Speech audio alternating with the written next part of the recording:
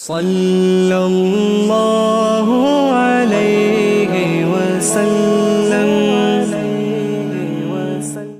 وعلى آلك واصحابك یا حبیب اللہ اللہم صلی علی سیدنا و مولانا محمد معدن الجود والکرم وآلہ وصحبہ وبارک وسلم۔ حمد و صلاۃ کے بعد اللہ تبارک و تعالیٰ نے سورہ جمعہ کے اندر ارشاد فرمایا فَإِذَا قُضِيَتِ الصَّلَاةُ، فرمایا جب تم نماز ادا کر لو فَانْتَشِرُوا فِي الْأَرْضِ، تو زمین میں پھیل جاؤ، وَابْتَغُوا مِنْ فَضْلِ اللَّهِ، اور اللہ کا فضل تلاش کرو،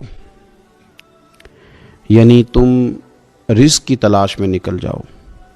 جب تم نماز پڑھ لو فَإِذَا قُضِيَتِ الصَّلَاةُ، جب تم نماز ادا کر لو، تم نے نماز پڑھ لی، فارغ ہو گئے، اب اس طرح کرو کہ فَانْتَشِرُوا فِي الْأَرْضِ، زمین میں پھیل جاؤ، وَابْتَغُوا مِنْ فَضْلِ اللَّهِ، اور اللہ کا فضل تلاش کرو، یعنی رزق کی تلاش میں نکل جاؤ۔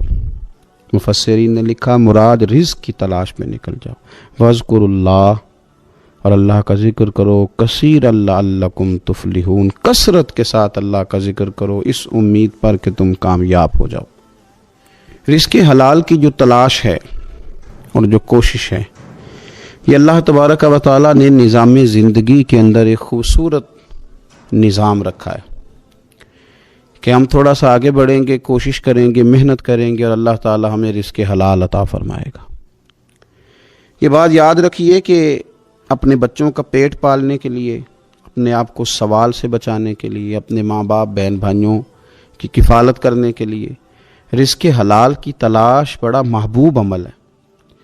ایک صورت میں صرف منع ہے کہ جب آپ صرف اور صرف تکبر کے لیے دولت جمع کر رہے ہیں، صرف دوسروں کے اوپر اپنی بڑائی ثابت کرنے کے لیے دولت جمع کر رہے ہوں، تب یہ منع ہے، ورنہ کوشش کر کے، محنت کر کے، جد و جہد کر کے رزق کمانا، رزق حلال کی طلب میں رہنا، یہ بڑا پسندیدہ اور محبوب عمل ہے دین کے اندر۔ ہمارے ہاں یہ ہوا ہے کہ کچھ عرصے سے ہم دیکھتے ہیں کہ محنت سے جی چرانے والے لوگوں کی تعداد بڑھتی جا رہی ہے۔ یہاں تو لوگ کسی کے طفیلی بن کے جینا چاہتے ہیں، کسی کے دستے نگر ہو کے جینا چاہتے ہیں، معاذ اللہ۔ یہاں یہ رویہ ہو گیا ہے کہ محنت کرنی ہے لیکن کوئی شارٹ سا راستہ ملے اور جلدی سے ساری دولت جمع ہو جائے اور ہم فٹافٹ امیر ہو جائیں۔ آپ محنت کریں گے، جد و جہد کریں گے، کوشش کریں گے، یہی نظام بنایا اللہ تعالیٰ نے۔ اسی نظام کو رب رسول نے پسند فرمایا ہے۔ نوجوان نسل یہ یاد رکھے کہ جب وہ حرکت کرے گی، جد و جہد کرے گی، کوشش کرے گی، ہمت کرے گی، اللہ تبارک و تعالیٰ نواز دے گا۔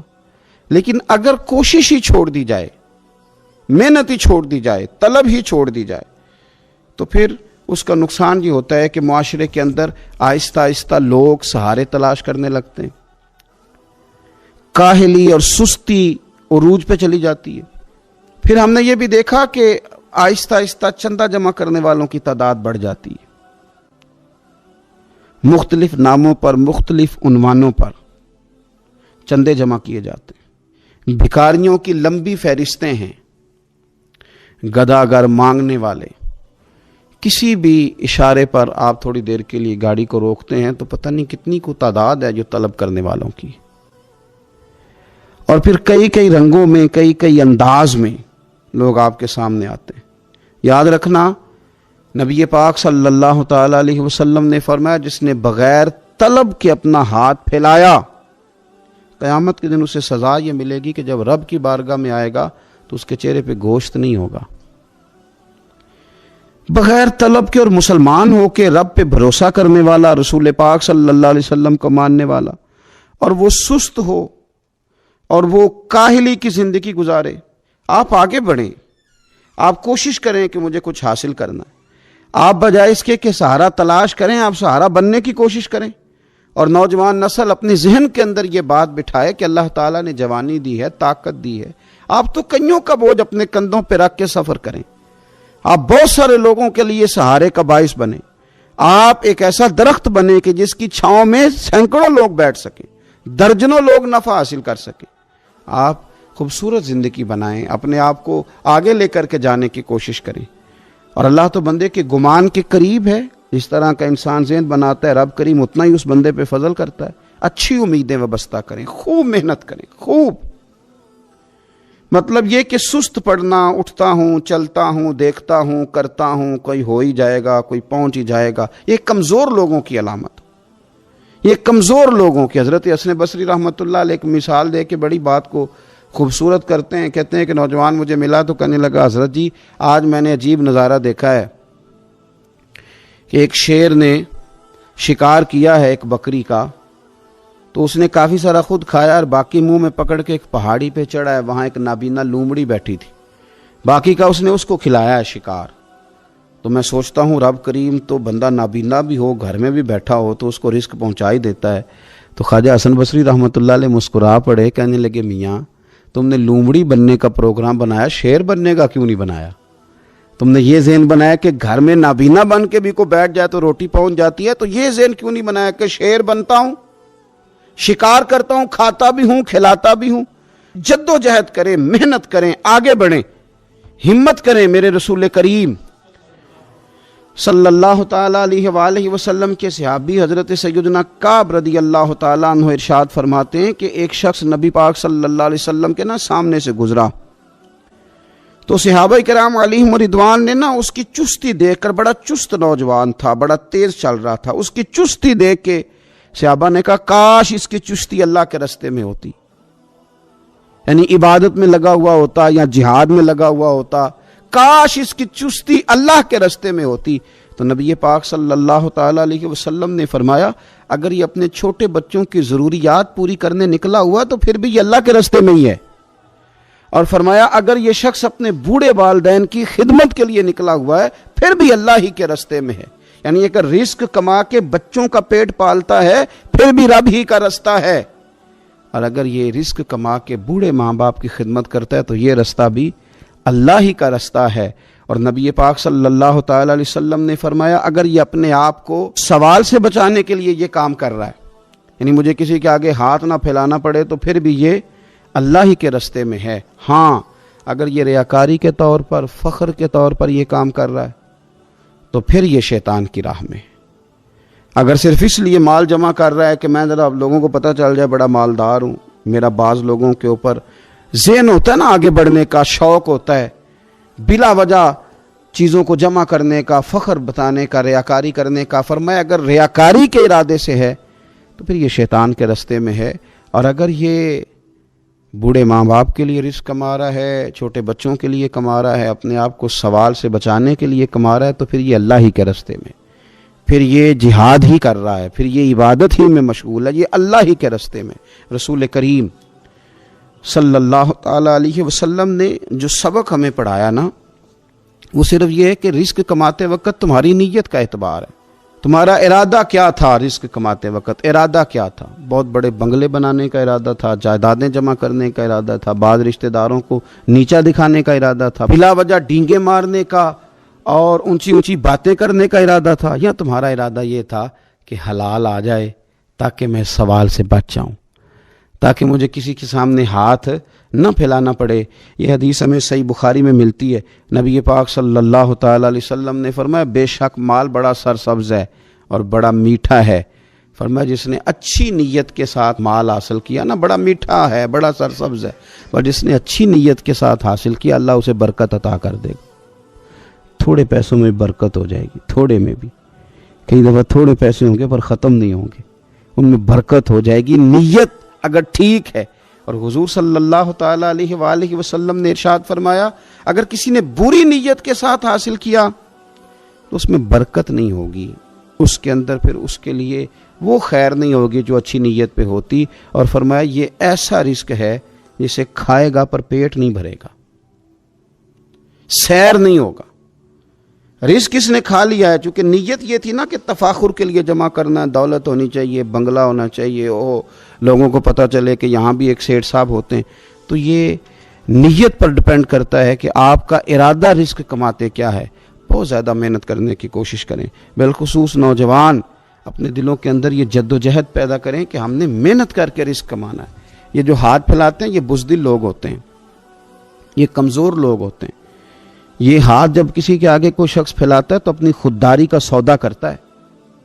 اپنی عزت بیچتا ہے، اپنے وقار کو داؤ پہ لگاتا ہے، جب وہ ہاتھ پھیلاتا ہے، کشکول طلب جب دراز کرتا ہے، کبھی بھی اللہ کے علاوہ، اللہ کے محبوب علیہ السلام کے علاوہ آپ کسی کے سامنے کشکول طلب دراز نہ کریں۔ اور میری ساری زندگی یہ رائے رہی ہے کہ اچھا تاجر وہ ہوتا ہی نہیں جو پیسے زیادہ کماتا ہے، اچھا گھر کا سربراہ وہ نہیں ہوتا جو دولت زیادہ جمع کرے، بلکہ اچھا آدمی تو وہ ہوتا ہے جس کے خرچے کم ہوتے ہیں، جو اس کے پاس ہے اس کے اندر اسے مینج کرنا آتا ہے۔ اگر اس کے پاس 1000 روپیہ ہے تو اسے سارا دن 1000 میں نکالنا آ جائے تو اس شخص کی عزت محفوظ ہے، اس کی عزت محفوظ ہے۔ اور اگر 10,000 کے اندر بھی اسے طبیعت نہیں ہے، اسے چاہت نہیں ہے، اسے خبر ہی نہیں ہے میں نے کس طرح وقت گزارنا ہے، تو پھر یہ شخص اپنے آپ کو بھی رسوا کرے گا اور اپنوں کے لیے بھی شرمندگی کا باعث بنے گا۔ محنت کریں، کوشش کریں، اپنے آپ کو فارغ نہ رکھیں۔ فارغ آدمی کو زنگ لگ جاتا ہے۔ فارغ تو کوئی گھر پڑا رہے تو بعض لوگ کہنے لگتے ہیں کہ یہاں تو جنوں کا قبضہ ہو گیا ہے۔ فارغ ذہنوں پر شیطانوں کا قبضہ ہو جاتا ہے۔ کچھ کریں، محنت کریں، جد و جہد کریں، آگے بڑھیں۔ ہمارے بزرگ فرماتے ہیں کہ پانی چل رہا ہو تو وہ پاک ہوتا ہے، اگر کھڑا ہو جائے تو پھر اس کے پاک ہونے کا مسئلہ بدل جاتا ہے۔ چلتے رہیں، حرکت کریں، جد و جہد کریں، آگے بڑھیں، ہمت کریں۔ جو لوگ ہمت کرتے ہیں رب تعالیٰ ان کی مدد کرتا ہے۔ آپ تجارت کریں، حضور صلی اللہ علیہ وسلم نے تجارت فرمائی، نبی پاک صلی اللہ علیہ وسلم نے تجارت فرمائی، کتنا بڑا درجہ حضور نے ارشاد فرمایا۔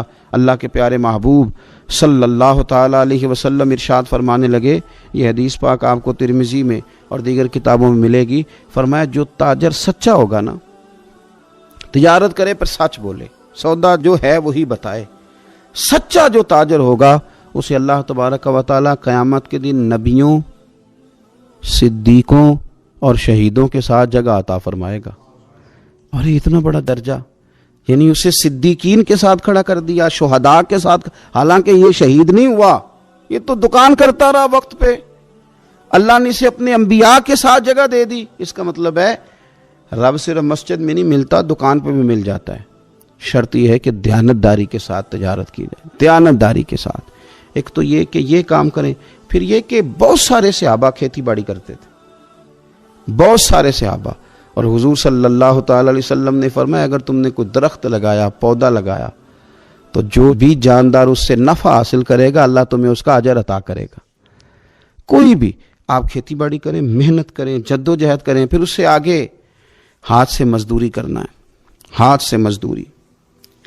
میرے دادا جان کا انتقال، ان کی عمر 90 سال سے زیادہ تھی جب وہ دنیا سے گئے تھے، تو آخری دن غسل کے بعد جب میں نے ان کے ہاتھ کو کھولا تھا تو تب بھی ان کے ہاتھوں پر محنت کے نشان تھے، ابھی بھی ان کے ہاتھوں پہ چھالے تھے، وہ جو پکے پڑ گئے تھے نا وہ ساری زندگی رہے میرے والد صاحب کے ہاتھوں پہ ہمیشہ۔ کیونکہ دامان توکل کی یہ خوبی ہے کہ اس پر پیوند لگے ہوتے ہیں پر دھبے نہیں ہوتے۔ محنت آپ کریں، محنت کے نشان ہونے چاہیے، کرپشن کے داغ نہیں ہونے چاہیے۔ آپ تھک جائیں کام کرتے، لیکن میرے بھائی اس طرح نہ ہو کہ لوگ، میں نے کئی دفعہ کہا ہے کہ روب کپڑوں کا نہیں ہوتا، روب تو کردار کا ہوتا ہے۔ کروڑوں روپے کا آپ مکان بنا لیں، گاڑی خرید لیں، لیکن آپ کا پیسہ کرپشن کا ہے تو لوگ دروازے کے سامنے کھڑے ہو کے کہتے ہیں 2 نمبر طریقے سے کمایا۔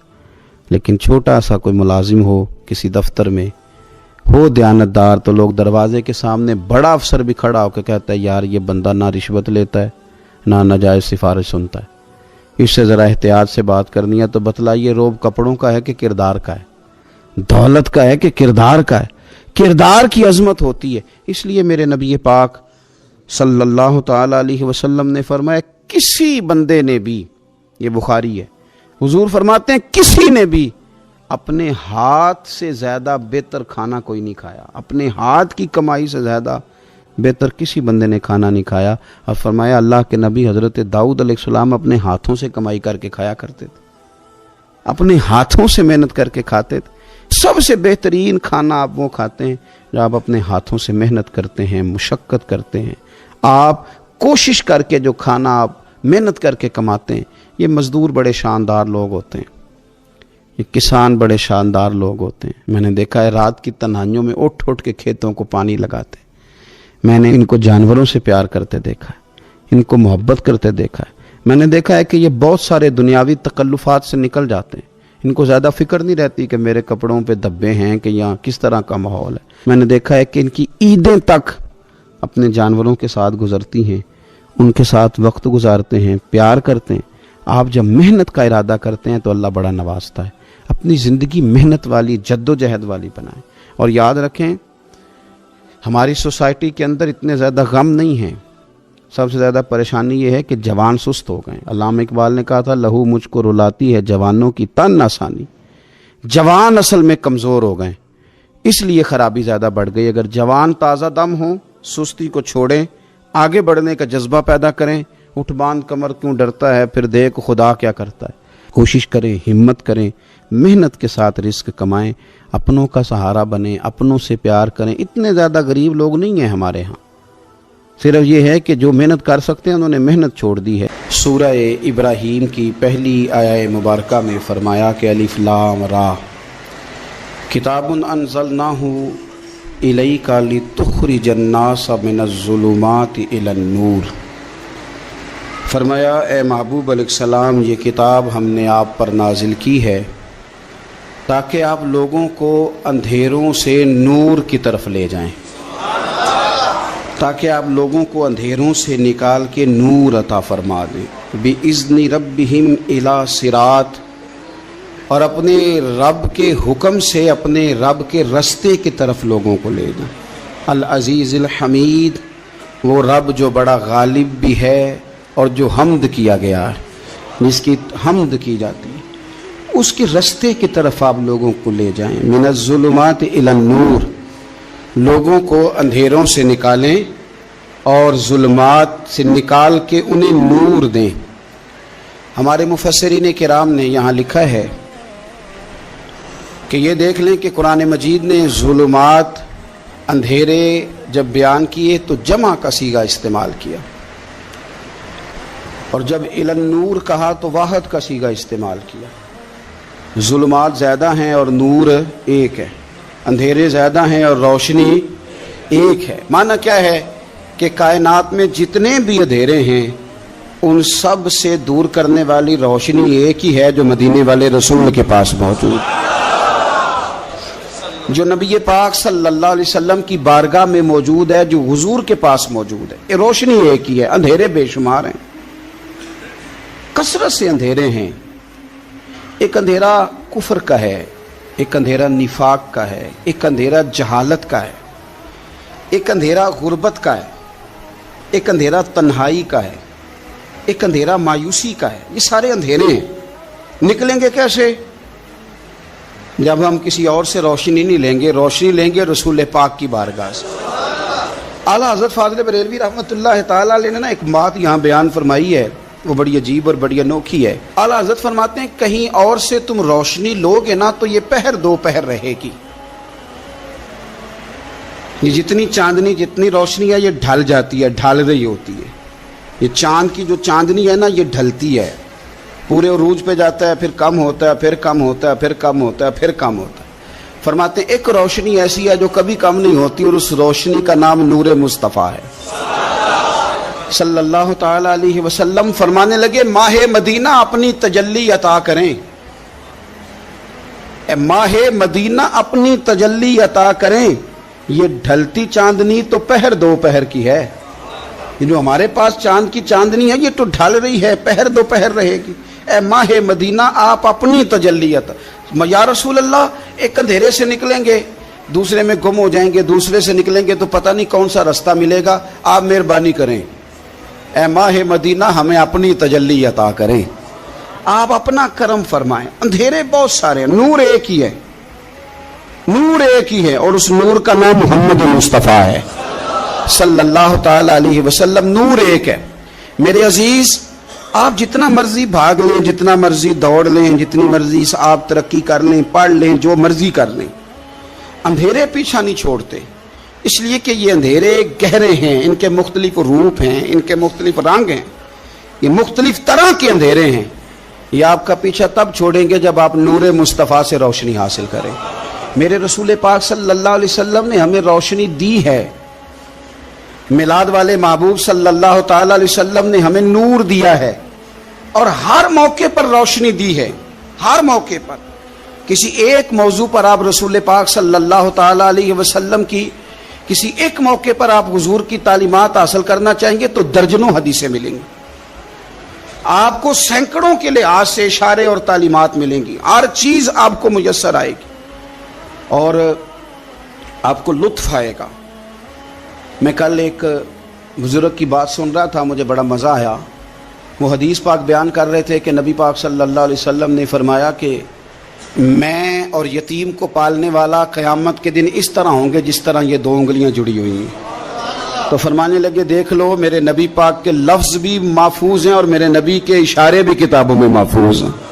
یعنی حضور نے دو انگلیوں کا اشارہ کیا تھا تو ہر محدث نے وہ نوٹ کیا ہے، حضور کے اشارے تک محفوظ ہیں کتابوں، یعنی باقاعدہ حضور نے، وہ الگ بات ہے نا، وہ معاملہ الگ ہے کہ سورج چڑھا ہوا ہے، روشنی پھیلی ہوئی ہے، لیکن ایک بندے نے اس طرح کیا ہے کہ پچھلے کمرے میں سویا ہے، اب چونکہ اس کا سونے کا ارادہ ہے، اسے اندھیرے سے پیار ہے، اس نے لائٹ بھی بند کر دیا ہے، دروازہ بھی بند کر دیا ہے، اور کھڑکی سے تھوڑی سی روشنی آ رہی تھی، اس کے آگے بھی پردہ کر دیا، لوگوں کو کہتا ہے روشنی کوئی نہیں، نور ہی کوئی نہیں، اندھیرا بڑا ہے، تو اسے کہیں گے بیوقوف، تو اپنی کھڑکی تو کھولنا پہلے، تو اپنا پردہ ہٹا، تو یہ دیکھ کہ تو نے خود دروازہ، وہ تو آفتاب چمک رہا ہے، وداعیا الی اللہ باذنہ وسراجا منیرا، حضور کی نبوت کا آفتاب چمک رہا ہے، کوئی سیکھنے ہی نہیں نکلتا، ٹائم ہی کوئی نہیں، مصروفیت ہی بڑی ہے۔ نکاح کا ٹائم آیا تو ساری چیزیں سیکھ لیں، آداب نکاح نہیں سیکھے، قرآن و سنت نکاح کے بارے میں کیا فرماتے ہیں یہ نہیں سیکھے، سارے لوگ لگے ہوئے ہیں ڈیوٹی کرنے، شادی آ گئی، شادی آ گئی، کپڑے بنا لو، لیکن جو میاں بیوی کے حقوق تھے وہ نہیں سیکھے کسی سے جا کے، تو شادی کے چوتھے دن ہی لڑائی شروع ہو گئی۔ اگر یہ آداب کا انداز کا پہلے سے پتا ہوتا تو گھر کپڑوں سے سکھی نہیں رہتا، ایک دوسرے کے ساتھ محبت ہو تو گھر سکھی رہتا ہے، تو جو اصل چیز تھی وہ سیکھی نہیں۔ یہی رویہ ہمارا سارے کاموں میں، محبوب نے جو ہمیں ہدایت عطا فرمائی تھی، جو روشنی دی تھی، ہم نے اس سے فائدہ نہیں لیا۔ اور اب میلاد شریف کا مہینہ آیا ہے تو میلاد شریف کا مہینہ بھی آپ نے یہ محفلیں ان لوگوں کے سپرد کرنی ہیں جو اللہ خیر کرے، ہاتھ میں جن کے سپیکر ہوگا، کبھی بھاگ کے ادھر جائیں گے، کبھی دوڑ کے ادھر جائیں گے، اور وہ کہیں گے کہ ہاں میں تمہیں میلاد سنا رہا ہوں، تمہیں کیا پتا، میں بتاتا ہوں۔ آپ نقطے نہ بیان کریں، آپ میلاد والے رسول صلی اللہ علیہ وسلم کی سیرت کا ایک باب کھولیں، آپ بتائیں نبی پاک صلی اللہ علیہ وسلم نے بحیثیت باپ کیسے وقت گزارا ہے، بحیثیت ایک شوہر کے کیسے وقت، آپ ایک ایک چیپٹر سیرت کا کھولیں، آپ لوگوں کو تعلیم دیں، بس کریں، کروڑوں روپیہ جلسوں پہ لگتا ہے، کیا دے رہے ہیں آپ قوم کو، اور قوم بھی کہتی ہے بڑا چسکا آیا، بڑے نقطے سنے، کچھ آداب بھی سیکھے، اس میں سے ملا بھی، یہ محفل ہے، آج کو میلہ نہ بنائیں، میلہ اور ہوتا ہے، محفل اور ہوتی ہے۔ میلے میں لوگ جاتے ہیں، گھوم پھر کے آتے ہیں، کہتے ہیں پنگوڑے اچھے تھے، اس کے اندر کھلونوں کی دکانیں اچھی تھی، میلہ ہوتا ہے اور محفل ہوتی ہے، تو محفل کو محفل بنائیں، میلہ نہ بنائیں، مہربانی فرمائے۔ میرے عزیز، آپ میری بات پر غور کریں گے اور اسے یاد رکھیں گے، ایک تو ہے کہ ایز اے اسپیشل میرے نبی پاک نے تعلیمات، اور ایک یہ کہ حضور ویسے کسی سے گفتگو کریں تو اللہ اسے ہدایت عطا فرما دے۔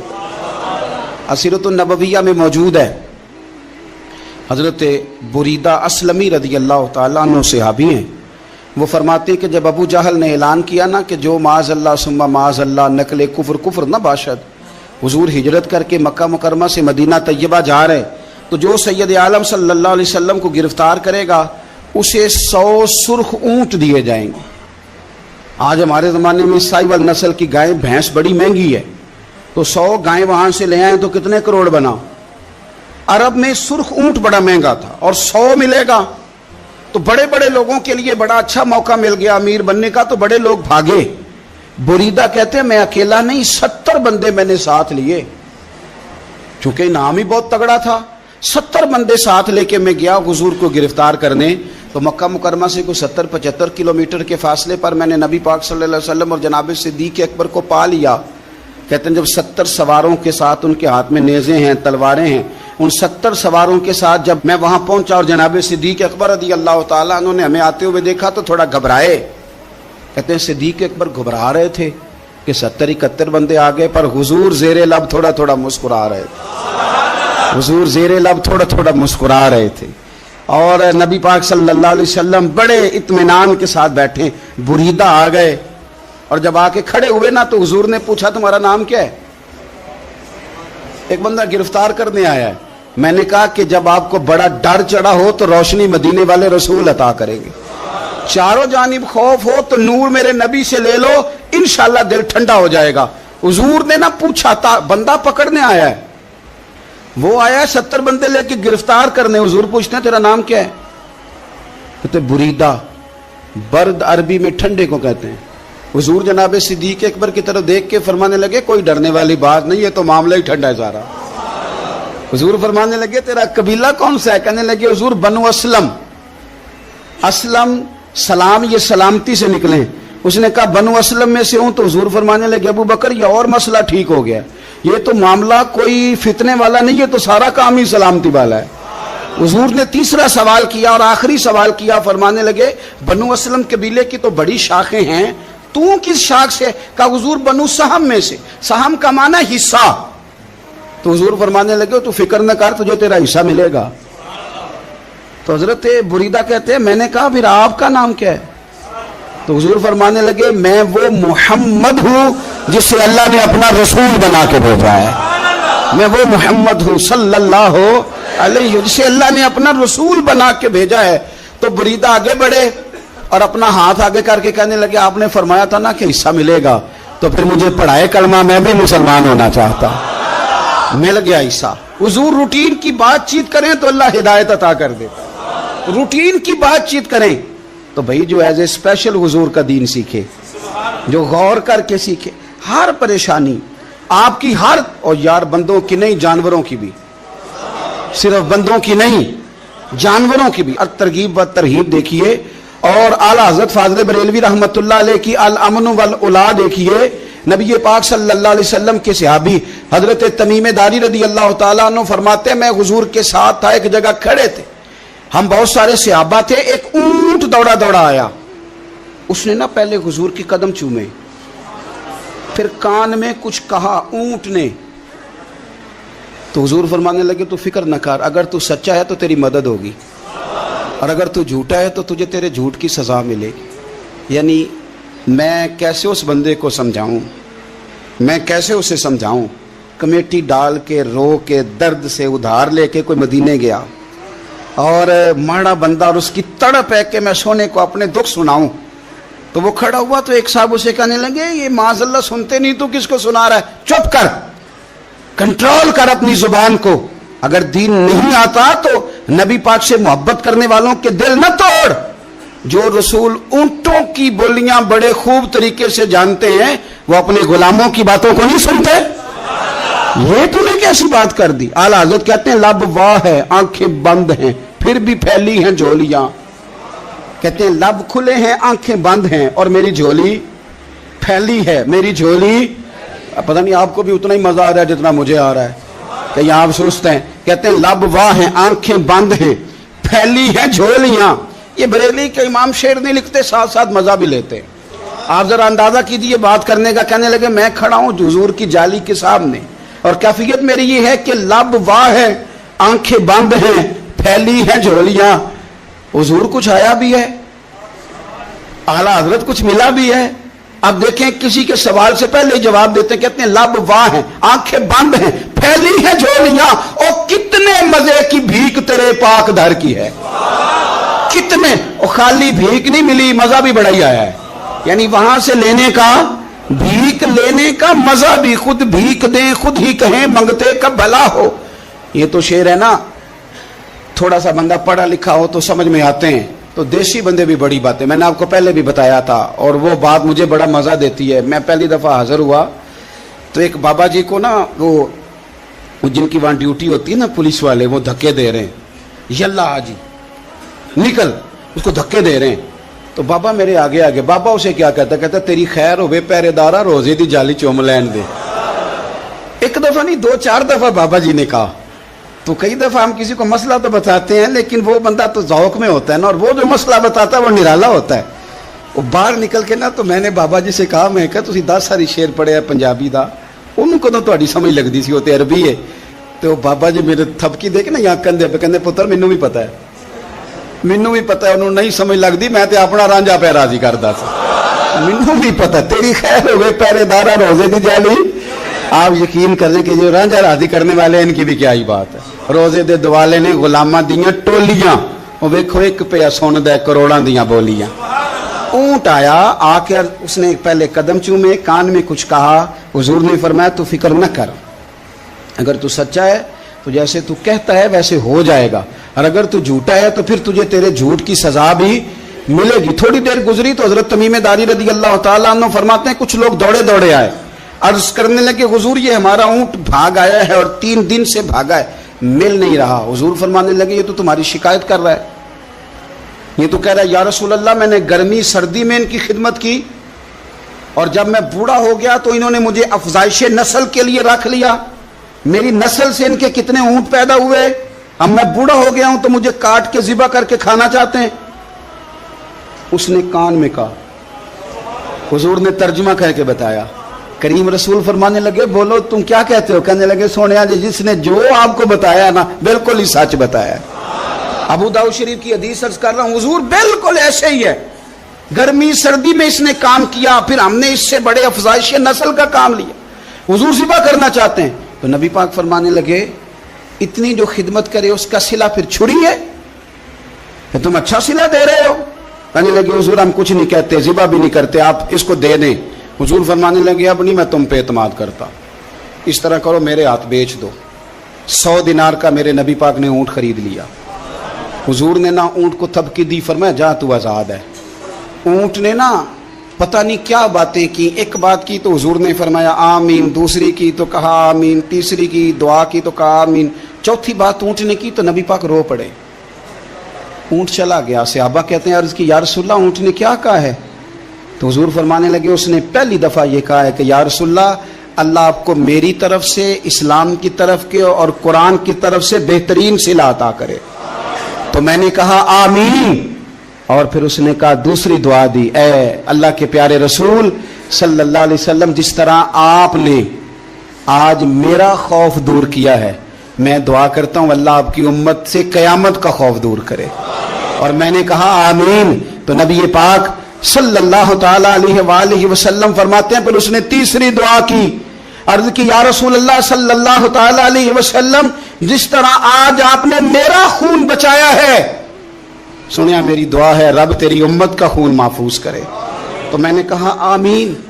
حضور فرماتے ہیں پھر اس نے چوتھی دعا کی, یا رسول اللہ میری دعا ہے آپ کی امت لڑے نہ, جنگ و جدال نہ کرے, آپس میں گلے نہ کاٹے. تو حضور فرماتے ہیں میں نے آمین بھی کہا اور میں رو بھی پڑا, اس لیے کہ یہ دعا میں نے اپنے رب کریم سے مانگی تھی کہ اے اللہ میرے امتی لڑے نہیں, آپس میں لڑے نہیں. اور یارو بچے لڑتے ہیں, بچے لڑتے ہیں تو کیا باپ خوش ہوتا ہے؟ وہ تو پریشان ہوتا ہے, روتا ہے میری امت لڑے نہ. تو میرے رب کریم نے فرمایا محبوب یہ دعا مجھ سے نہ مانگیے, یہ خدا کی حکمت کا تقاضا ہے, یہ لڑیں گے. تو نبی پاک صلی اللہ علیہ وسلم فرماتے ہیں جب لڑائی کی بات کی تو میں نے پھر اس وقت میں آبدیدہ ہو گیا, میں رو پڑا. یہ نازک مسئلہ ہے, تکلیف والا ہے کہ یہ لڑیں گے, کچھ لوگ فرقے بنا لیں گے, الگ عقیدے گھڑ لیں گے اور سچے سچے مسلمانوں سے لڑیں گے. میرے بھائی یاد رکھ لیں کہ رسول پاک تو جانور اندھیرے میں ڈوب جائے تو نکال دیتے ہیں, تو امتی کیوں کہیں اور روشنی تلاش کرتا پھرتا ہے؟ وہ روز کہے کہ ماہ مدینہ اپنی تجلی عطا کرے. یہ ڈھلتی چاندنی تو پہر دو پہر کی ہے. میرے رسول پاک صلی اللہ علیہ وسلم ہر ایک کا خوف دور کرتے, ہر ایک کی پریشانی دور کرتے, ہر ایک کو حضور نوازتے, ہر ایک پر کرم نوازی. حضرت مولا علی شیر خدا رضی اللہ تعالیٰ عنہ ارشاد فرماتے ہیں کہ ایک عربی نبی پاک صلی اللہ علیہ وسلم کی بارگاہ میں آیا اور اس نے بار بار سوال کیا, بار بار حضور سے سوال کرنے لگا. سرکار کی عادت تھی کہ جب آپ کی طبیعت مبارک, مزاج مبارک بڑا ٹھنڈا ہوتا تھا تو آپ سوالوں کے جواب دیتے, اور جب کوئی سوال کا جواب نہ دینا چاہتے تو خاموش ہو جاتے. لیکن اس نے بار بار اصرار کیا نا یہ مجموع الزوائد میں حدیث موجود ہے، راوی ہے مولا علی شیر خدا۔ دیکھیں حضور کا نور دینے کا شوق کتنا ہے۔ نبی پاک صلی اللہ تعالیٰ علیہ وسلم سے جب اس اعرابی نے بار بار سوال کیا نا تو پھر حضور خود فرمانے لگے چل پھر مانگ، تو کیا مانگتا ہے؟ مولا علی فرماتے ہمیں بڑا رشک آیا، ہمیں بڑا ناز آیا، ہم نے کہا کیا بات ہے؟ حضور نے فرمایا مانگ، کیا مانگتا ہے؟ اب یہ نبی پاک سے جنت مانگے گا اور دنیا میں بیٹھے بیٹھے اپنے لیے جنت کی ٹکٹ بک کرا لے گا، اپنے لیے یہ جنت کے اندر بہترین محل اپنے لیے الاٹ کرا لے گا۔ لیکن بڑا ہی بولا تھا، میں کیا کروں، آج بھی اس طرح کے بھولے بے شمار ہیں، عقیدت سے جاتے ہیں، کامل شیخ کے پاس جاتے ہیں، مانگتے کیا ہیں جا کے؟ دنیا کی دولت، یعنی کاروبار نہیں چلتا۔ یہ تو بات کسی سیٹ سے بھی کر لیتے تو اچھے کاروبار کا مشورہ دے دیتے۔ تم کسی درویش کے پاس گئے تھے تو اس سے مصطفیٰ کی نظر کرم مانگنی تھی، اس سے اللہ کی رحمت کا سوال کرنا تھا، اس سے کہنا تھا کہ ایک خیر کی نظر ڈالیں، انظرنا، یہ کہنا چاہیے تھا۔ یہاں کیا انداز ہے، عام دام برسرے مطلب۔ مولا علی شیر خدا فرماتے ہیں ہمارا خیال تھا جنت مانگے گا، پر بڑا بھولا آدمی تھا، کہنے لگا یا رسول اللہ صلی اللہ علیہ وسلم میں نے سفر کرنا ہے، مجھے سواری کے لیے ایک اونٹ دے دیں۔ تو حضرت علی فرماتے ہیں ہمیں اس نے سوال تو کیا پر جو ہماری طبیعت تھی اس مطابق اس نے نہیں کیا، یعنی جس طرح کا دروازہ تھا اس طرح کی بھیک نہیں مانگی۔ اس نے اونٹ مانگا، حضور نے فرمایا چل دیا تجھے، گویا حضور نہ اندھیرے دور کرنا چاہ رہے ہیں اس کے، فرمایا چل اونٹ دے دیا، اب تو کچھ اور بھی مانگ لے۔ حضرت علی کہنے لگے لو بڑے نصیب والا، ایک چانس اور ملا ہے۔ تو کہنے لگا حضور اس طرح کریں جو اونٹ پر کجاوا باندھا جاتا ہے وہ بھی دے دے۔ تو حضرت علی شیر خدا فرمانے لگے ہم نے کہا تیرا اللہ بھلا کرے، تو کہاں اڑ گیا ہے؟ حضور نے نا مسکرا کے ایک تیسرا موقع دیا، فرمایا چل تجھے کجاوا بھی دیا، کچھ اور مانگ لے۔ کہنے لگا حضور سفر بڑا لمبا ہے، آنے جانے کا خرچہ بھی دے دے۔ تو سرکار دو عالم صلی اللہ علیہ وسلم مسکرائے، فرمایا جا تجھے دیا۔ پھر حضور نے ایک مثال بیان کی اور فرمایا تجھ سے تو بنی اسرائیل کی وہ بوڑھی ہی اچھی تھی۔ یا رسول اللہ کون سی؟ فرمایا حضرت موسیٰ علیہ السلام جب اپنے وطن سے ہجرت کر رہے تھے، گھوڑوں پر بیٹھے، اونٹوں پر بیٹھے، لیکن اونٹ گھوڑے جاتے نہیں تھے، واپس لوٹتے تھے۔ تو حضرت موسیٰ علیہ السلام نے عرض کی اللہ یہ جاتے کیوں نہیں؟ تو رب کریم نے فرمایا اس لیے نہیں جاتے کہ جہاں سے آپ ہجرت کر رہے ہیں نا وہاں ایک جگہ پہ حضرت یوسف علیہ السلام کا تابوت دفن ہے، جناب یوسف علیہ السلام کی قبر مبارک ہے، آپ وہ تابوت بھی نکال کے ساتھ لے جائیں۔ یہ اگر رب نے بتا دیا تو اللہ یہ بھی تو بتا سکتا ہے نا کہ قبر کہاں ہے۔ یہ بتا دیا تابوت کہاں، یہ نہیں بتایا، تابوت لے جائیں یہ نہیں بتایا کہاں ہے۔ یہ حضرت موسیٰ علیہ السلام آپ خود تلاش کریں گے تو حضرت موسیٰ علیہ السلام نے بنی اسرائیل کے لوگوں سے پوچھا کہ وہ کہاں ہے تابوت حضرت یوسف کا، تو وہ کہنے لگے ہمیں تو نہیں پتہ، ایک بوڑھی اماں ہے پرانی اسے پتہ ہے۔ حضرت موسیٰ علیہ السلام اس بوڑھی سے ملے تو فرمایا بتا دے کہ وہ تابوت کہاں ہے، حضرت یوسف کی قبر کہاں ہے۔ آج لوگ کہتے ہیں مزاروں پہ نہیں جانا چاہیے، تو پڑھو نا یہ حدیث کھول کے، نبی پاک صلی اللہ تعالی علیہ وآلہ وسلم فرماتے ہیں کہ دیکھو قبر کا رستہ، مزار کا رستہ بتانے کا وہ عورت قیمت مانگ رہی ہے۔ حضرت موسیٰ کی ملاقات ہوئی تو آپ نے فرمایا مت میں پتہ ہے جناب یوسف کا مزار کہاں ہے، قبر کہاں ہے؟ کہنے لگی پتہ ہے۔ آپ نے فرمایا بتا دے۔ کہنے لگی مفت کیسے بتا دوں، ابھی تو لوگوں کو مزاروں پہ جانے کی دلیل نہیں مل رہی، اور یہاں وہ بوڑھی کہتی ہے اور بیان کر رہے ہیں میرے نبی پاک صلی اللہ علیہ وسلم، اور بوڑھی کہنے لگی مفت نہیں بتاؤں گی۔ تو حضرت موسیٰ فرمانے لگے قیمت لے لے۔ کہنے لگی بالکل آپ قیمت دیں گے تو بتاؤں گی۔ فرمایا قیمت کیا ہے؟ کہنے لگی قیمت یہ ہے کہ جنت میں مجھے بھی اس محلے میں مکان چاہیے جس میں حضرت موسیٰ علیہ السلام کا مکان ہو، اس محلے میں مجھے بھی مکان چاہیے، اسی درجے میں آپ کے ساتھ۔ تو حضرت موسیٰ فرمانے لگے اماں چل تو جنت کا مکان مانگ، تو نے تو بہت بڑی سوسائٹی میں پلاٹ مانگ لیا ہے، وہ تو بڑا اونچا معاملہ ہے، وہاں تو انبیاء اور رسول ہوں گے، تو دور پہنچ گئی ہے، جنت مل جائے گی پر موسیٰ کا ساتھ۔ تو کہنے لگے جاؤ پھر میں بھی نہیں ایڈریس بتاتی، پتا تو میرے پاس ہی ہے نا، اور کسی کو ہے پتا؟ تو حضور فرمانے لگے تجھ سے تو وہ بوڑھی اچھی تھی۔ جب وہ بی بی اڑ گئی کہنے لگی نہیں بتاتی، تو حضرت موسیٰ علیہ السلام عرض کرنے لگے مالک اب کیا کرنا ہے؟ تو رب کریم نے فرمایا موسیٰ آپ جنت میں اپنے پڑوس والے مکان کا وعدہ آپ کر لیں اور بوڑھی کو وہ مکان عطا میں کر دوں گا۔ آپ وہ مکان کا وعدہ کر لیں، دے دیں گے۔ حضرت موسیٰ نے وعدہ کیا، پھر بی بی نے پتہ بتایا حضرت یوسف کے مزار کا۔ वहां से हजरत यूसुफ का ताबूत निकाल के ले गए। हुजूर फरमाने लगे, ओ बोले तूने क्या मांगा? ऊंट, कजावा, खर्चा? और काश मैंने तुझे कहा था, तूने कुछ मांगा होता। मेरे रसूल पाक अपनी उम्मत की तवज्जो दिलाते हैं। हुजूर फरमाते हैं तुम्हारे नबी के पास बड़ा कुछ है, आओ आओ मांग लो, अब तंगी ये दामा पे ना जा, और भी कुछ मांग है। आज वो माइल बाता, और भी कुछ मांग, ना बहस में उलझ आ, तलब कर, मांग। मांगा फिर बरेली के इमाम ने, कहने लगे माहे मदीना अपनी तजल्ली अता करें। ये ढलती चांदनी तो पहर दो पहर की है, मेहरबानी करें या रसूलुल्लाह, एक तजल्ली, एक मेहरबानी कर दे। रसूल पाक सल्लल्लाहु अलैहि वसल्लम, एक ना और बहुत बड़ा अंधेरा है, वो है गुर्बत की मायूसी का अंधेरा। मेरा दिल करता है कि मैं अपील करूं हुकूमत वक्त से कि बड़ा कुछ मनाते हो, मेरे नबी का मिलाद आलमी तौर पर मनाओ, और इन्हें बताओ कि रसूल पाक सल्लल्लाहु अलैहि वसल्लम ने ये नहीं फरमाया कि हम हर गरीब को अमीर करेंगे, बल्कि मेरे नबी ने ये कहा है कि हम गरीब को इज्जत इतनी दे देंगे, गरीब को इज्जत इतनी दे देंगे कि अमीरों का भी गरीब होने को दिल करेगा। ये अंधेरा हुजूर ने दूर फरमाया है, ये अंधेरा दूर किया है। तो ये जो गुर्बत है ना, इसका भी एक अंधेरा है। और ये गरीब मायूस पीछे पीछे, एक होते हैं बेतकल्लुफ दोस्त।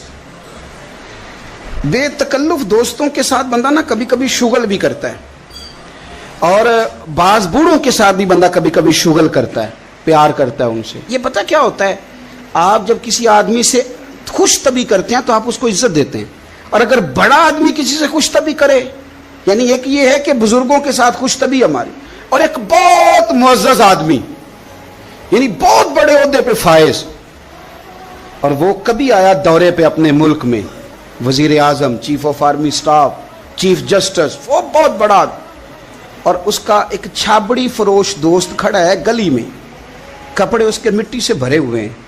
अब वो आया, गली से गुजरा, और उसने अपने उस दोस्त को जिसने अमरूद की, सेब की रेड़ी लगाई है, उसने जाके उसको जनाब जोर से बगलगीर हुआ, जफ्फा डाला। तो अब मुझे बताएं कि आर्मी चीफ ने तो गांव आना ही था, वजीर आजम ने तो आना ही था, सदर ने तो आना ही था, लेकिन जिसको उसने सीने लगाया वो बंदा भला कहां पहुंच गया है। इकट्ठे खेलते रहे। अब मैं जो हदीस मुस्नद इमाम अहमद बिन हंबल से पढ़ने लगा हूं, उस हदीस को आप सुने। अब आप देखें कि जायका कितना तगड़ा आता है। मुस्नद इमाम अहमद बिन हंबल में हजरत अनस बिन मालिक कहते हैं, एक जाहिर नाम के सहाबी थे, गरीब आदमी था, थोड़ी सी तरकारियां, थोड़े से फल, थोड़ी सी सब्जी गांव से सर पे रख के लाता। छाबड़ी फरोश कहते हैं आप, रेडी वाला। वो गरीब आदमी गांव से सब्जियां लाता और ला के ना मदीने वाले महबूब को ताजी सौगातें गांव की देता, और हुजूर उसे शहर की चीजें देते। और हुजूर पता क्या फरमाते, यानी ये गरीब आदमी को इज्जत देने का रंग है। नबी पाक फरमाते, ये मेरा देहाती है, मैं इसका शहरी हूं। हुजूर सहाबा के बीच बैठ के कहते, ये सज्जन है मेरा, ये मेरा पिंडू है, मैं इसका शहरी हूं। हुजूर उससे बातें करते, सहाबा कहते हैं वो भी इस तरह के सवाल जवाब करता कि हुजूर हंस पड़ते। हम ना कभी हुजूर परेशान होते तो इंतजार करते कि आज वो देहाती आ जाए ना, जाहिर नाम था उसका। अब ये मुस्नद इमाम अहमद बिन हंबल में मौजूद है कि वो ना चूंकि गांव से अपनी चीजें बेचता था, ला के सर पे रख के लाता था, छाबड़ी वाला था, रेडी वाला था।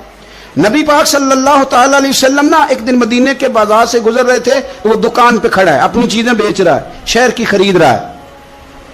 ये काम आज पीर साहब नहीं करते, मौलवी साहब नहीं करते, ये काम SHO भी कोई हो जाए तो वो भी नहीं करता, इसलिए कि फूल लगे हुए हैं। सुनो मेरे यारो, ये रंग है गरीबी के अंधेरों से निकालने वाला, ये रंग है फकीर को, गुलाम को इज्जत देने वाला। वो अपने ध्यान खरीदारी कर रहा है। सहाबा कहते हैं नबी पाक ने उसे देख लिया बाजार में से, तो हुजूर ना हल्के हल्के कदम उठाने लगे। यार नहीं यार के लिए उठाता, छुपता छुपाता पहुंचता है। ओ यार, मैं नहीं बात कर रहा चीफ ऑफ आर्मी स्टाफ की, मैं नहीं बात कर रहा वजीर आजम और सदर की, मैं मुल्क के सदर की बात नहीं कर रहा, मैं रसूलों के इमाम की बात कर रहा हूं, मैं रब के नाइबे मुतलक की बात कर रहा हूं। वो फरिश्ते जिनका जलवा देखने के लिए तरसें और अल्लाह की बारगाह में अर्ज करें कि तेरा महबूब आ रहा है मेराज पे, तो 2 मिनट मिलेंगे ज़ियारत के लिए। नबी सफ़े बांध के मस्जिद अक्सा में इंतजार करें। और गरीबों तुम्हें जो रोशनी मदीने वाले रसूल ने दी तुम्हें कोई लीडर नहीं दे सकता। चुपके हुजूर गए, वो तरकारियां बेच रहा है, छाबड़ी वाला, रेड़ी वाला और मेरे भाई कमाल कर देते हैं, वहां पहुंचा देते, अट्टी वाली ये तेरी खैर हो गई। ओ भाई क्या अंदाज है। मेरे रसूल पाक ने ना पीछे से जाके ना तो उसकी आंखों पे हाथ रख दिया। ये काम यार करते हैं, यारों के साथ, ये सज्जन करते हैं। और मैं ये समझा हूं कि हुजूर ना तन्हाई में बड़ा प्यार करते थे। जब वो घर में हाजिर होता था, मस्जिद में हाजिर होता था तो प्यार करते थे। आज सोने ने सोचा कि मैं इस यारी का बाजार में ऐलान करूं। आज लोगों को पता चले कि मेरी गरीब से दोस्ती है, तो ये छुपी हुई नहीं, आज चौक में बाजार में ऐलान होना चाहिए कि मेरा ये गरीब छाबड़ी वाला सज्जन है। हुजूर ने आंखों पे हाथ रखा और हाथ रख के फरमाया, पहचान भला मैं कौन हूं? नहीं, अपनी बोली च गल करने। हुजूर फरमाया, बुझ हां भला मैं कौन हां? ओ बुझ हां भला मैं कौन हां? हुजूर सल्लल्लाहु अलैहि वसल्लम ने बता, कुर्बान जाएं। हजरत अंस कहते हैं, यूं लगता है कि फरिश्ते जमा हो गए उस वादी में। उसने ना अपनी कमर पीछे की और हुजूर के अलम नशरा के सीने से रगड़ने लगा। कहने लगा, सोहणिया तो जिस गली से गुजरे तो खुशबू भी मुझे तेरा एड्रेस बताती है। हुजूर खुशबू बता रही है, मेरे रसूल हैं। नबी पाक सल्लल्लाहु ताला अलैहि वसल्लम ने ना एक और खुशतबी की, यार यार से शुगल कर, एक और खुशतबी की नबी पाक। रंग काला, गुर्बत का ये आलम के अपने सर पे रख के सौदे बेचता है, कुर्बान जाऊं। नबी पाक सल्लल्लाहु खुशतबी नहीं करते, खुशतबी लोग एक दूसरे से। तो नबी पाक सल्लल्लाहु अलैहि वसल्लम ने बाजू पकड़ के कहा, ओ भाई मैंने ये बंदा बेचना है, कोई खरीदेगा? निर्ख बाजारे मोहब्बत का अनोखा हो गया, खुद खरीदारों में शामिल आके मौला हो गया, कोई खरीदेगा? हजरत अंस कहते हैं, इन बातों पे लोग हंस रहे थे, मुस्कुरा रहे थे, लेकिन फिर उसने इस खरीदने के जवाब में जो जुमला कहा तो सारे रो पड़े। नबी पाक ने जब कहा कोई खरीदेगा तो उसने चेहरा पीछे किया, सिर्फ चेहरा, रो के कहने लगा, सोनिया मुझे तो अपना नाम भी नहीं लिखना आता, ये तो तू बंदा नवाज है तो करम फरमाता है, मुझे तो नेड़े कोई नहीं बिठाता, मेरा ना रूप है, ना रंग है, ना शक्ल है, ना कोई और मेरे पास खूबी, मुझे कौन खरीदेगा? लोग तो मुलाजम भी रखते हैं, तो पढ़े लिखे और सियाने रखते हैं, मुझे कौन खरीदेगा? अब इस बात पर जब लोग रोए तो मेरे नबी पाक ने यूं पकड़ा, वो कहते नहीं मैं तेरा सज्जन हूं, तेनू कोई परवाह नहीं। नबी पाक ने यूं कंधा पकड़ा और उसका रुख फेरा और फिर सीने से लगा, फरमाया चुप कर, ये तूने क्या कहा कि मुझे कौन खरीदेगा? फरमाया तू रब रसूल से प्यार करता है, बंदों की नजर में तेरी कदर हो ना हो, मेरे रब की नजर में तेरी बड़ी कीमत है, बड़ी कदर और कीमत है, बड़ी जब तक बिके न थे कोई पूछना न था, तूने तो खरीद कर हमें अनमोल ही कर दिया, तूने तो खरीद कर हमें, मैं सही कहता हूं, तूने तो खरीद कर हमें, तूने तो खरीद कर हमें।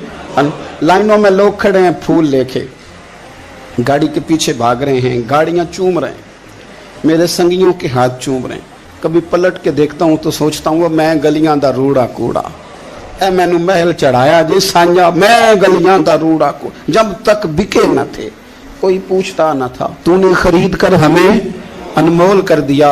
वक्त मुकम्मल हो गया है, पर मेरा दिल करता है एक बात और करूं, एक बात और करूं, एक बात। मुस्लिम शरीफ में इस हदीस की असल मौजूद है, बाकी किताबों में। एक सहाबी हैं, नाम है जुलाबीब, रंग काला, होंठ मोटे, नाक चपटी, कोई पास नहीं बिठाता, पूछने वाला कोई नहीं।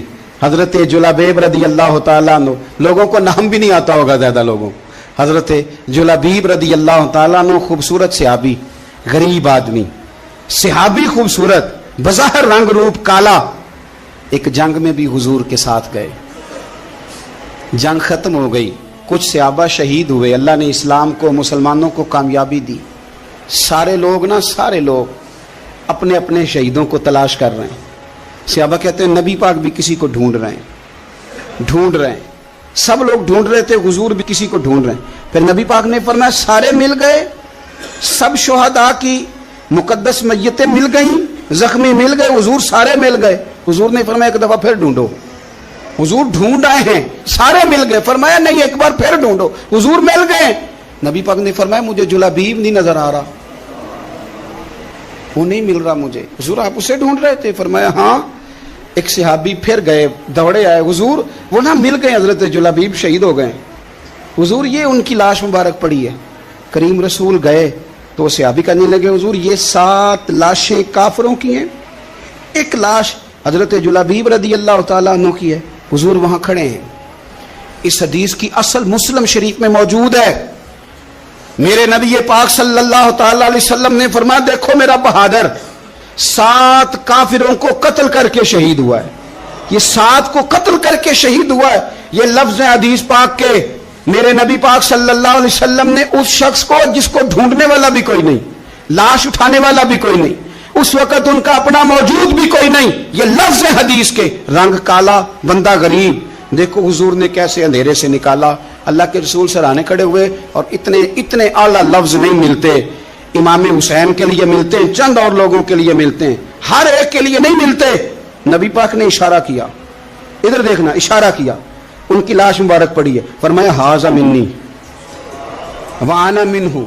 یہ نہیں فرمایا یہ جنت میں گیا ہے, یہ نہیں فرمایا پکا جنتی ہے, بلکہ فرمایا ھذا منی.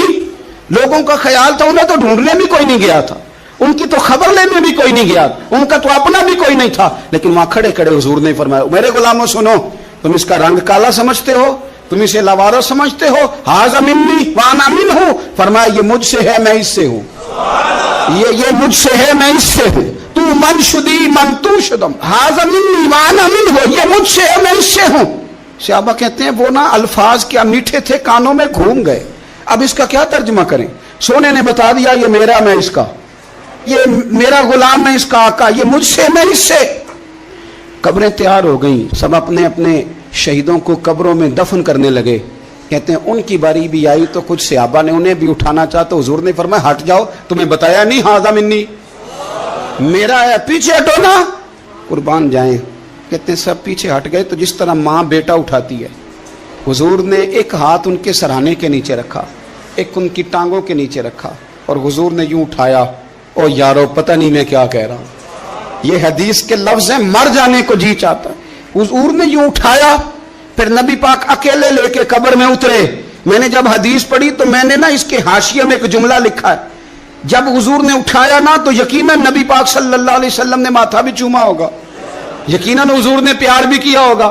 حضور نے قبر میں لٹایا تو میں نے نیچے ایک حاشیہ لکھا ہے, میں نے کہا حضرت جلابیب, لوگ تو جب مٹی ڈالتے ہیں تو مدینے والے آتے ہیں نا, تجھ سے کیا حساب کتاب ہوگا, مٹی ڈلی نہیں اور اللہ کی ساری رحمتیں پہلے قبر میں پہنچ گئی. قبر میری تے میرے اب پیرا جے کر پامیں پھیرا, قبر دے اندروں ہڈیاں اٹھ کے مجرا کر سن تیرا. کیا کہا بریلی کے امام نے, کہنے لگے ماہ مدینہ اپنی تجلی عطا کریں. یہ ڈھلتی چاندنی تو پہر 2 پہر کی ہے, یہ ڈھلتی چاندنی تو پہر 2 پہر کی. میرے دوستو, نہ دائیں بائیں بھیک مانگو, نہ چاپلوسیاں کرو دنیا داروں کی, نہ ادھر ادھر بھاگو. اعلیٰ حضرت کہتے ہیں تم ٹھوکریں کھاتے پھرو گے, ان کے در پہ آ پڑو. قافلہ تو اے رضا اول گیا آخر گیا. حضور کی بارگاہ کی طرف توجہ کریں, رج کے پیار کرے مدینے والے محبوب سے, ہمیشہ مدحت خیر الانام میں گزرے. دعا ہے یہ عمر درود و سلام میں گزرے. آخر دعوا الف میم تو بھی پہلے رانجا یار سی, 14 طبقہ تو دا انتظار سی, او دا انتظار سی.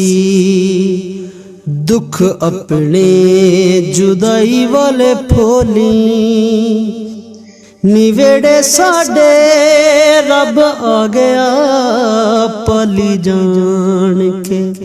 مائیں نا مندہ بولی, نیویڑے ساڈے رب آ گیا